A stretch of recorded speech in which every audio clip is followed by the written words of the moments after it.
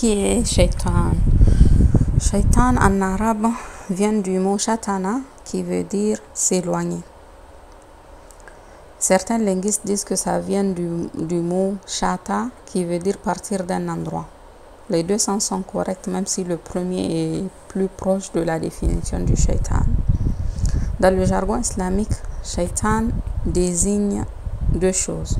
Le premier, c'est Iblis, la'natullahi alayh.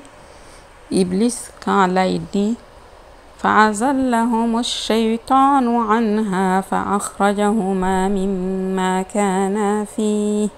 Peu de temps après, Shaitan les fit glisser de là et les fit sortir du lieu où ils étaient. Ici, le Shaitan dont Allah il parle est Iblis, la'natullahi alayh.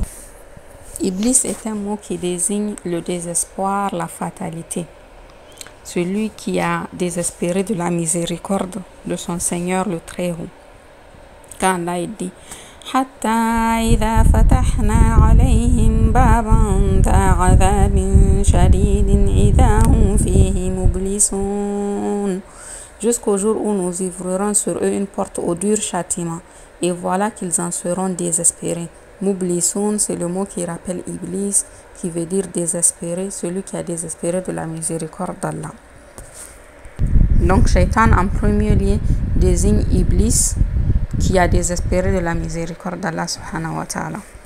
Shaitan, le mot Shaitan désigne aussi toute personne ou tout djinn dont les caractéristiques rappellent les caractéristiques de Shaitan. Donc, l'imam Jarir at-Tabari a dit que Shaitan, c'est tout désobéissant parmi les djinns, humains, animaux ou toute autre chose. Donc, c'est toute chose, tout humain ou tout animal qui désobéit à Allah subhanahu wa ta'ala. Shaitan est donc utilisé pour désigner Iblis, qui est la tête des shayatines, ou un soldat parmi les soldats de l'armée d'Iblis, parmi les humains ou parmi les djinns. Shaitan a donc pris tout être humain, tout fils d'Adam, comme étant un ennemi. Il est donc obligatoire pour nous de le prendre comme ennemi, de le combattre, de le contredire dans ses actes et dans ses paroles.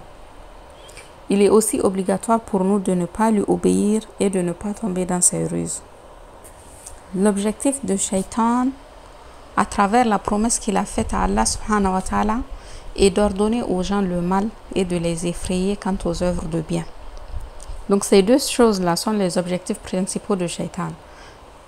Tirer les gens vers le mal et les effrayer et les éloigner des œuvres de bien. S'il arrive à effrayer l'être humain à propos d'une bonne œuvre, celui-ci va l'abandonner. S'il ordonne le blâmable et il embellit le blâmable, l'être humain va lui obéir dans cela. Donc c'est ces deux objectifs principaux. Pourquoi? Parce qu'il est notre ennemi, parce qu'il est l'ennemi de notre père Adam, alayhi salatu wassalam, qu'il a été son ennemi et qu'il est notre ennemi à nous aussi. Iblis la'natullahi alayh était un adorateur d'Allah subhanahu wa ta'ala. Il adorait tellement bien Allah que Allah l'a élevé au grade des anges et l'a mis dans son paradis alors qu'il était un djinn. Un djinn qui a été fait à partir du feu. Mais il était tellement un bon adorateur d'Allah qu'Allah l'a élevé au grade des anges et l'a mis dans son paradis. Donc Iblis, il était dans le paradis jusqu'à ce que Allah subhanahu wa ta'ala crée Adam alayhi salatu wa salam de sa propre main subhanahu wa ta'ala. Une fois qu'il a créé Adam, il lui a insufflé de son âme et il a dit et il a ordonné aux anges de se prosterner pour Adam. Salatu wa salam.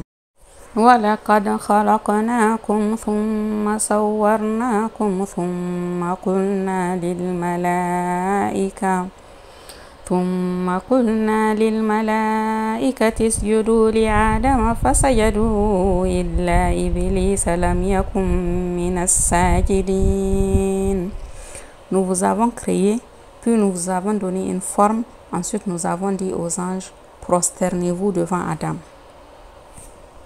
Ils se prosternèrent à l'exception de Iblis, qui ne fut point de ceux qui se prosternèrent. Allah subhanahu wa ta'ala lui dit alors, qu'est-ce qui t'empêche de te prosterner quand je t'ai commandé de le faire?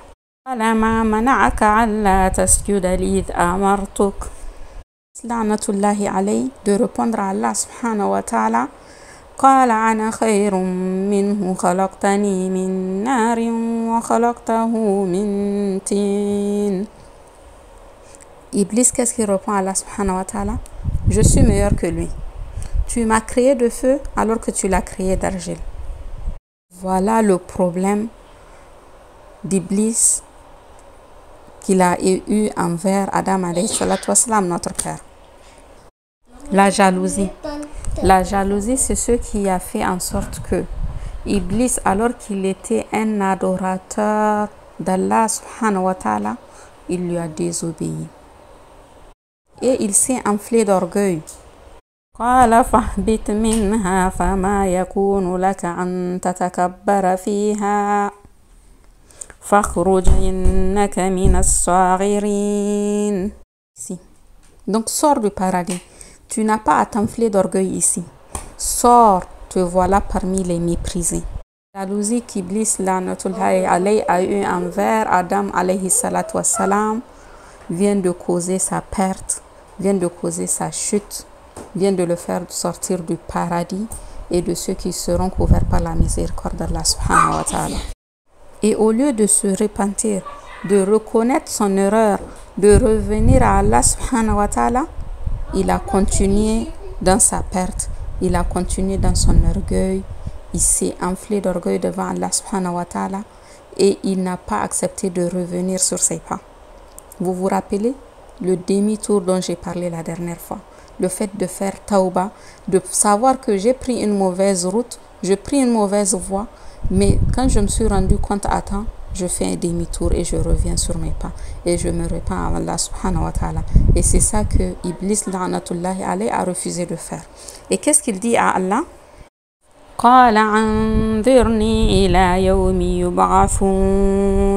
Accorde-moi un délai, dit Shaitan, jusqu'au jour où ils seront ressuscités. Qui il?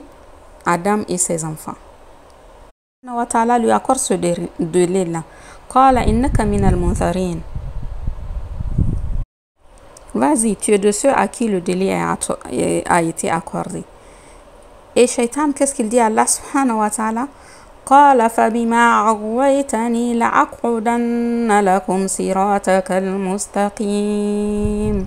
Il dit à Allah subhanahu wa ta'ala, puisque tu m'as mis en erreur, je m'assoirai pour eux sur ton droit chemin. Inna lillahi wa inna ilayhi raji'un. Iblis la'natullahi alayhi vient de dire que c'est Allah subhanahu wa ta'ala qui l'a mis en erreur. Non seulement il a refusé d'obéir à Allah subhanahu wa ta'ala, il s'est enflé d'orgueil, il a été pris de jalousie et ensuite il rejette la faute sur Allah subhanahu wa ta'ala. Fabima aghwaytani. Quoi? Parce que tu m'as mis en erreur, je m'assoirai pour eux sur ton droit chemin. Vous vous rappelez dans la sourate al-Fatiha, quand nous avons fait l'explication de la sourate al-Fatiha et que nous avons expliqué surat al-Mustaqim, nous avons dit que c'est un chemin qui est clairement défini, c'est un chemin qui est large, c'est un chemin qui monte vers le haut et c'est un chemin qui est dangereux. Voilà le grand danger de ce chemin-là. C'est qui? C'est Iblis la'natullahi alayhi qui a dit qu'il va s'asseoir sur ce chemin-là. Donc il va s'asseoir sur le droit chemin, ensuite il va nous assaillir de quel côté? Il va nous assaillir de devant, de derrière, de leur droite et de leur gauche. C'est lui qui l'a dit. ثم لآتينهم من بين أيديهم ومن خلفهم وعن أيمانهم وعن شمائلهم ولا تجد أكثرهم شاكرين. Et tu ne les trouveras pas pour la plupart reconnaissants.